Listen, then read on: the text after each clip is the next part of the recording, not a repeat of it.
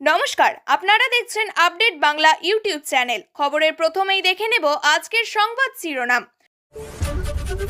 বালুরঘাট ও মালবাজারের সমবায় সমিতি নির্বাচনে জয়ী তৃণমূল, গোহারা পদ্ম। 1 মিনিট লাগবে যাদবপুর দখল করতে, এসএফআইদের ক্ষমতা বোঝালেন অরূপ সায়নীরা। 2026 বিধানসভা নির্বাচনে সব আসনে প্রার্থী, একা লড়বে কংগ্রেস, নেতৃত্ব কারা? আরজিকর কাণ্ডে টালা থানার ওসি সহ 11 পুলিশ কর্মীকে তলব সিবিআই এর। শিরোনামে বীরভূম, অনুব্রত নাম নিতেই কাজল অনুগামী যা করলেন জোর শোরগোল। গণতান্ত্রিক পরিবেশ তলানিতে, বাংলাদেশ নামলো 25 ধাপ। ফিরহাদের পর বিজেপিও মমতার ভবানীপুরে, ভুয়ো ভোটার খোঁজার তৃণমূল কর্মসূচিতে নজরদারি শুরু। খুন হয়ে যেতে পারি, যাদবপুরের ভয়ানক রেওয়াজের আশঙ্কা তৃণমূলের কর্মচারী সংগঠন নেতার।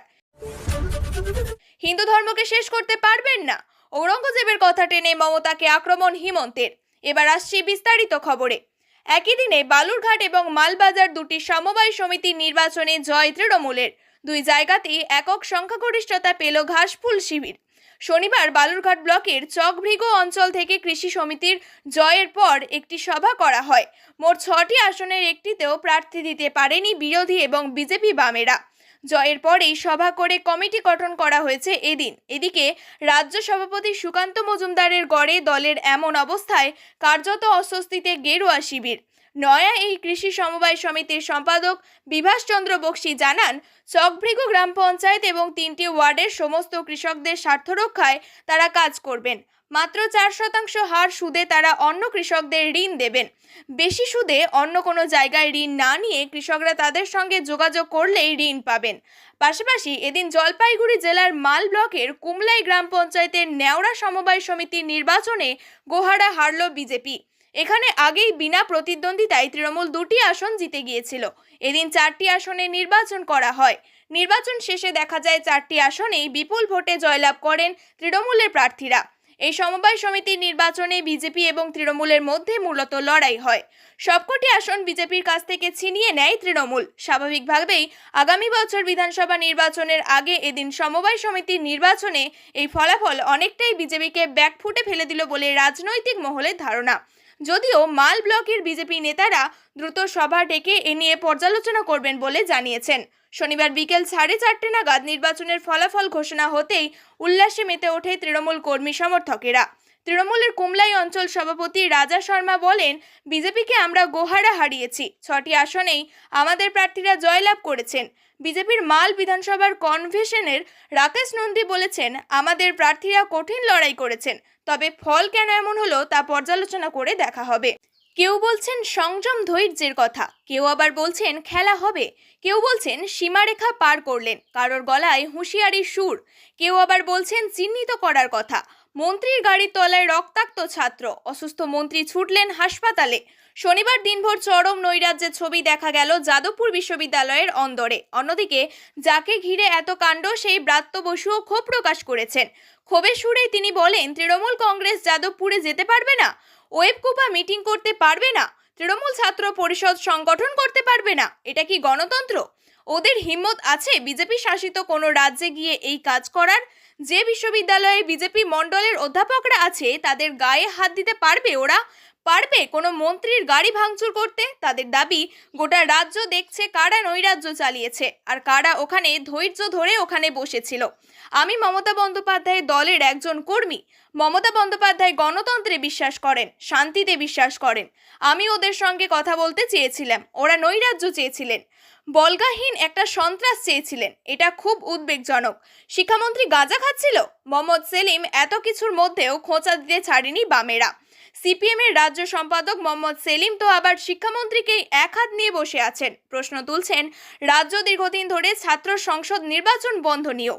টেনেছেন বাবুল প্রসঙ্গ। তার কথায় আজকের রাজ্য এরকম অবস্থা হলো কেন? কলেজ বিশ্ববিদ্যালয়গুলিতে গত 12 বছরে এসএফআই ঢুকতে পারে না। আগামী বিধানসভা নির্বাচনে একা লড়াইয়ের সিদ্ধান্ত কার্যকর করতে হলে সংগঠনের ভিত আরও শক্ত করতে হবে, এমনই বার্তা দিল কংগ্রেস নেতৃত্ব।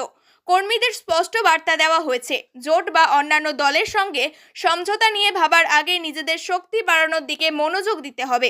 শনিবারের বৈঠকে উপস্থিত ছিলেন অধীর চৌধুরী, প্রাক্তন সভাপতি প্রদীপ ভট্টাচার্য, শুভঙ্কর সরকার, অভিজিৎ মুখোপাধ্যায়। বৈঠকে অধীর চৌধুরী এবং প্রদীপ ভট্টাচার্য তৃণমূল এবং বিজেপিকে একসঙ্গে আক্রমণ করেন। তাদের অভিযোগ, এই দুই দলের সাম্প্রদায়িক রাজনীতি নষ্ট করেছে এবং বাংলার গণতান্ত্রিক পরিবেশও নষ্ট করছে। ভুতুড়ে ভোটার ইস্যুতে কংগ্রেসের অবস্থান। বৈঠকে ভুতুড়ে ভোটার ইস্যুও উঠে আসে। গুলাম মীর বলেন, ভোটার তালিকা থেকে মৃত ব্যক্তিদের নাম বাদ দেওয়াই আসল লক্ষ্য হওয়া উচিত। তৃণমূলের অভিযোগ, বিজেপি ভুতুড়ে ভোটারদের ব্যবহার করে ভোটে কারচুপি করছে। তবে কংগ্রেসের মতে তৃণমূলের এই অভিযোগের থেকেও গুরুত্বপূর্ণ বিষয় হলো নির্বাচন কমিশন যেন মৃত ভোটারদের নাম তালিকা থেকে বাদ দেয়। 2026 বিধানসভা নির্বাচনের আগে কংগ্রেসের পরিকল্পনা। কংগ্রেস এখন তৃণমূল বা অন্য দল নিয়ে না ভেবে নিজেদের সংগঠন শক্তিশালী করতে চাইছে। দলের মূল লক্ষ্য সকল বিধানসভায় প্রার্থীদের দেওয়া, বুথ স্তরে সংগঠন শক্তিশালী করা, ভোটের আগে কংগ্রেসের মূল্য বাড়ানো, তৃণমূল বিজেপির বিরুদ্ধে একক লড়াইয়ে নামা। আগামী দিনে রাহুল গান্ধী বা প্রিয়াঙ্কা গান্ধীর রাজ্য সফরের পরিকল্পনা রয়েছে, যা কংগ্রেস কর্মীদের মনোবল আরও বাড়াতে পারে।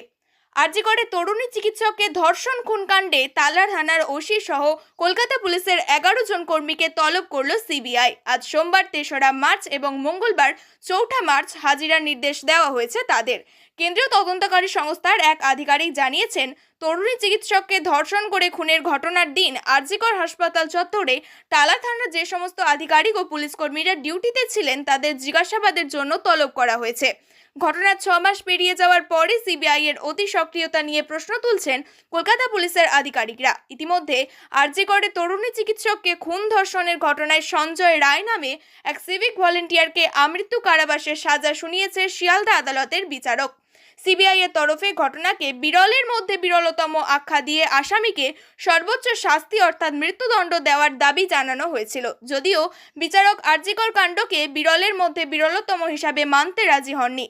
শিয়ালদহ আদালতের নির্দেশকে চ্যালেঞ্জ জানিয়ে সঞ্জয়ের ফাঁসি চেয়ে ইতিমধ্যেই কলকাতা হাইকোর্টের দ্বারস্থ হয়েছে সিবিআই। যদিও প্রথমে কেন্দ্রীয় তদন্তকারী সংস্থার উপরে অগাধ আস্থা রেখেছিলেন নির্যাতিতার বাবা মা এবং তৃণমূলের কট্টর বিরোধী হিসাবেও পরিচিত উই ওয়ান্ট জাস্টিস আন্দোলনের কুশীলভ জুনিয়র চিকিৎসকেরা। পরে অবশ্য ডিগবাজি খেয়ে সিবিআই এর উপর আস্থা না রাখার কথা জানিয়েছেন নির্যাতিতার বাবা মা। সেই সংস্থার উপরেও অনাস্থা। সেই সংস্থার অধিকর্তার সঙ্গেই গত সপ্তাহে দিল্লিতে এসে সাক্ষাৎ করেছিলেন নির্যাতিতার বাবা মা। তারপরে ঘটা করে সাংবাদিকদের জানিয়েছিলেন কেন্দ্রীয় তদন্তকারী সংস্থার শীর্ষ কর্তা কি আশ্বাস দিয়েছেন তাদের। ওই সাক্ষাতের কয়েকদিনের মধ্যেই কলকাতা পুলিশের 11 জন কর্মীকে সিবিআই এর আচমকা তলব একাধিক প্রশ্নের জন্ম দিয়েছে। জামিন পেয়ে ফেরার পর থেকেই শিরোনামে রয়েছে বীরভূম। একাধিকবার চর্চার কেন্দ্রে উঠে এসেছে কেষ্ট বনাম কাজল শেখের সমীকরণ। এই আবহে গত বৃহস্পতিবার নেতাজি ইন্ডোর স্টেডিয়ামের সভা থেকে অনুব্রতকে গুরুদায়িত্ব সঁপেন দলনেত্রী মমতা বন্দ্যোপাধ্যায়। ওই প্রসঙ্গ টেনেই শুক্রবার সভায় অনুব্রতর গুণগান শুরু করেছিলেন বলরাম। তৎক্ষণাৎ তাকে ইশারা করে থামতে বলেন তৃণমূলের পুরন্দরপুরের ব্লক সভাপতি নুরুল ইসলাম। তাতেও কোনো কাজ না হওয়ায় সরাসরি মুখেই নির্দেশ দেন। এরপর এই নিয়ে ক্ষোভ উগরে দেন পুরন্দরপুর অঞ্চলের সভাপতি। অনুব্রত অনুগামী হিসাবে পরিচিত বলরাম বলেন, দলনেত্রী সবাইকে নিয়ে চলার কথা বলছে, অথচ কাজল শেখ এবং তার অনুগামীরা নিজেদের ঢাক পেটাতেই ব্যস্ত। এই জিনিস চলতে পারে না। আমি কেষ্টদার নাম নিয়েছি বলে ওদের গায়ে জ্বালা ধরেছে। পাল্টা ব্লক সভাপতি বলেন, দিদি অনুব্রতকে স্মরণ করিয়ে দিয়েছেন সবাইকে নিয়ে চলতে হবে। অঞ্চল সভাপতি ভুল ব্যাখ্যা দিয়েছিলেন। এর ফলে দলের কর্মীদের মধ্যে বিভ্রান্তি তৈরি হতে পারে, সেই কারণেই থামতে বলেছি। এদিকে সূত্র মারফত জানা যাচ্ছে কেবলমাত্র পুরন্দরপুর নয়, গোটা জেলা জুড়েই অনুব্রত বনাম কাজল অনুগামীদের মধ্যে কোন্দলের ছবি দেখা যাচ্ছে। এই বিষয়ে দলের এক জেলার নেতা বলেন, দিদি সব জানেন, হয়তো নজরে রাখছেন, বাড়াবাড়ি করলে নিশ্চয়ই পদক্ষেপ নেবেন।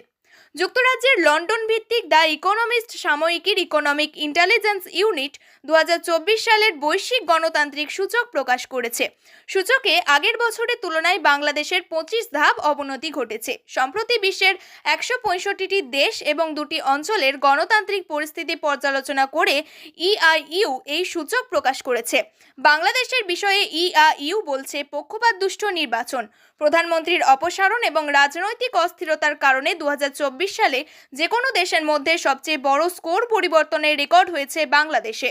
বাংলাদেশ 167টি দেশের মধ্যে 25 ধাপ পিছিয়ে যৌথভাবে 100তম স্থানে নেমে গেছে। বাংলাদেশের সমান স্কোর নিয়ে পশ্চিম আফ্রিকার দেশ বেনিনও 100তম অবস্থানে রয়েছে। ইআইইউ এর প্রতিবেদনে বলা হয়েছে, নির্বাচনে কারচুপি সত্ত্বেও তৃণমূল পর্যায়ের আন্দোলন বাংলাদেশি পরিবর্তনের শক্তি হিসাবে আবির্ভূত হয়েছে। যুব নেতৃত্বাধীন বিভিন্ন ধরনের উদ্যোগ তরুণ প্রজন্মের মাঝে সচেতনতা সৃষ্টি করেছে, যারা দীর্ঘদিন ধরে চলে আসা প্রচলিত বাংলাদেশের রাজনৈতিক দলগুলোর প্রতি ক্রমবর্ধমান হারে হতাশ হয়ে পড়েছে। এই সূচক 9.81 স্কোর নিয়ে গতবারের মতো সবার উপরে আছে নরওয়ে। নিউজিল্যান্ড 2023 সালের মতো এবার সূচকে দ্বিতীয় স্থানে রয়েছে। সুইডেন রয়েছে তৃতীয় স্থানে। এরপর চতুর্থ অবস্থানে আছে আইসল্যান্ড। অন্যদিকে এবারের এই তালিকায় গত বছরের মতো একেবারে তলানিতে জায়গা করে নিয়েছে যুদ্ধবিধ্বস্ত আফগানিস্তান। স্বৈরাচারের অধীনে থাকা মিয়ানমার 166তম স্থানে রয়েছে। এছাড়া বিশ্ব থেকে প্রায় বিচ্ছিন্ন কোরীয় দ্বীপের উত্তর কোরিয়া 165তম স্থানে আছে। 2023 সালের এই সূচকে দক্ষিণ এশিয়ার দেশগুলোর মধ্যে 7.41 স্কোর নিয়ে শীর্ষে ছিল ভারত। দেশটির অবস্থান আগের বছরের মতো 2024 সালের 41তম স্থানে উঠে এসেছে। 165 দেশের এই তালিকায় পাকিস্তান আছে 124 স্থানে। গত বছরের তুলনায় এই সূচকে 14 ধাপ অবনতি ঘটেছে পাকিস্তানের। এরপর রয়েছে যথাক্রমে শ্রীলঙ্কা 67তম, ভুটান 79তম এবং নেপাল 96তম। গত বৃহস্পতিবার নেতাজি ইন্ডোর স্টেডিয়ামের মহা সমাবেশ থেকে বিজেপির বিরুদ্ধে রাজ্য ভোটার তালিকায় ভুয়ো ভোটার সংযুক্তির অভিযোগ এনেছিলেন মুখ্যমন্ত্রী মমতা বন্দ্যোপাধ্যায়। সেই অভিযোগের ভিত্তিতে কমিটি গঠন করে রাজ্যের সমস্ত বিধানসভা কেন্দ্রের সর্বস্তরের নেতাদের পাঠিয়ে স্ক্রুটিনির কাজ শুরু করিয়েছেন তিনি। অন্যদিকে বিজেপির পাল্টা কর্মসূচির বার্তায় বলা হয়েছে, যদি আপনি ভোটার তালিকা সংক্রান্ত কোনো সমস্যার সম্মুখীন হন অথবা আপনার নাম তালিকা থেকে বাদ দেওয়া হয়, তাহলে দয়া করে নিচেই দেওয়া ফোন নাম্বারে দ্রুত আমাদের সঙ্গে যোগাযোগ করুন। নিজের মোবাইল নম্বর সহ দক্ষিণ কলকাতা বিজেপি তরফে বার্তাটি সর্বস্তরের নেতা কর্মীদের পাঠিয়েছেন জেলা বিজেপি সাধারণ সম্পাদক ইন্দ্রজিৎ খটিক। প্রসঙ্গত, বিজেপির এই নেতা 2021 সালের ডিসেম্বরে পুরসভা নির্বাচনে মুখ্যমন্ত্রী কালীঘাটের বাড়ির 73 নম্বর ওয়ার্ডে বিজেপির প্রার্থী হয়েছিলেন, যাকে হারিয়ে কাউন্সিলর হয়েছেন মুখ্যমন্ত্রীর ভাই কার্তিক বন্দ্যোপাধ্যায়ের স্ত্রী কাজরি বন্দ্যোপাধ্যায়। ইন্দ্রজিতের বক্তব্য, মুখ্যমন্ত্রীর কেন্দ্র ভবানীপুর তো বটেই, আমরা দক্ষিণ কলকাতা লোকসভার অন্তর্গত রাসবিহারী, কসবা, বেহালা পূর্ব এবং বেহালা পশ্চিম কেন্দ্রেও এই কর্মসূচি শুরু করেছি। বালিগঞ্জ এবং কলকাতা বন্দর বিধানসভা কেন্দ্র এই কাজ ধীর গতিতে শুরু করেছে, তবে ভবানীপুরের দিকে আমাদের বিশেষ নজর রয়েছে। ইন্দ্রজিৎ বলেন, গত লোকসভা নির্বাচনে ভবানীপুর বিধানসভার 5টি ওয়ার্ডে এগিয়েছিল বিজেপি, মাত্র 3টি ওয়ার্ডে জিতেছিল তৃণমূল। সেই পরিসংখ্যান দেখে ফিরাদ হাকিম বাড়ি বাড়ি গিয়ে ভোটার নিয়ে স্ক্রুটিনি করে বিরোধী ভোটারদের উপর চাপ তৈরি করতে চাইছেন। তাই আমরাও আমাদের কর্মসূচি শুরু করেছি ভবানীপুর থেকে। উল্লেখ্য, গত লোকসভা নির্বাচনে ভবানীপুর বিধানসভা কেন্দ্রের 63, 70, 71, 72 এবং 74 নম্বর ওয়ার্ডে বড় ব্যবধানে এগিয়েছিল বিজেপি, আর 73, 77 এবং 82 নম্বর ওয়ার্ডে বড় ব্যবধানে এগিয়ে সার্বিকভাবে বিধানসভায় এগিয়েছিল তৃণমূল। লোকসভা ভোটে কলকাতা পুরসভার মোট 144টি ওয়ার্ডের মধ্যে বিজেপি প্রায় 42টি ওয়ার্ডে এগিয়েছিল। তৃণমূল অধ্যাপক সংগঠন ওয়েব কুপার বার্ষিক সাধারণ সভা ঘিরে শনিবার রণক্ষেত্র হয়েছিল যাদবপুর বিশ্ববিদ্যালয়। তার একদিন পর প্রাণহানির আশঙ্কা প্রকাশ করলেন যাদবপুরের তৃণমূল কর্মচারী সংগঠন নেতা বিনয় সিং। টিভি9 বাংলাকে যাদবপুর বিশ্ববিদ্যালয়ের ভয়ানক রেওয়াজের কথা বললেন। গতকালের ঘটনা নিয়ে বিনয় সিং বলেন, উপাচার্য গতকাল শারীরিকভাবে আঘাত পেয়েছেন। শিক্ষামন্ত্রীকেও শারীরিক আঘাত ও হেনস্থা করা হয়েছে। গবেষকরাও আক্রান্ত হয়েছেন। এই ঘটনার তীব্র নিন্দা করছি। বিশ্ববিদ্যালয়ের গণতন্ত্র প্রতিষ্ঠিত হোক, এটাই সবার কাছে আবেদন। কেন তারা পুলিশে অভিযোগ দায়ের করলেন তার ব্যাখ্যা দিয়ে বিনয় সিং বলেন, পুলিশে অভিযোগ দায়ের করা কোনো প্রতিশোধ বা অন্য কোনো রাজনৈতিক বিদ্বেষ নয়। গতকাল আমরা পুলিশের কাছে যেতে বাধ্য হয়েছি নিজেদের প্রাণ বাঁচানোর জন্য। নিজেদের লোকেদের বিরুদ্ধে পুলিশের কাছে যাওয়া কাঙ্ক্ষিত নয়। পরিস্থিতি বাধ্য করেছে পুলিশের কাছে যেতে। পশ্চিমবঙ্গের মুখ্যমন্ত্রী মমতা বন্দ্যোপাধ্যায় এবং কংগ্রেস নেতা রাহুল গান্ধীকে আক্রমণ করতে গিয়ে মুঘল সম্রাট ঔরঙ্গজেবের প্রসঙ্গ টেনে আনলেন অসমের মুখ্যমন্ত্রী হিমন্ত বিশ্ব শর্মা। কলকাতা এবং সমাবেশে বক্তব্য রাখতে গিয়ে হিমন্ত বিশ্ব শর্মা বলেন, ঔরঙ্গজেব যেহেতু হিন্দু ধর্মের অবসান ঘটানোর শপথ নিয়েছিলেন কিন্তু ব্যর্থ হয়েছেন, তেমনি মমতা বন্দ্যোপাধ্যায় এবং রাহুল গান্ধী উভয়েই ব্যর্থ হবেন। ঔরঙ্গজেব হিন্দু ধর্মকে ধ্বংস করার শপথ নিয়েছিলেন, কিন্তু হিন্দু ধর্ম শেষ হয়নি, ঔরঙ্গজেব শেষ হয়ে গিয়েছেন।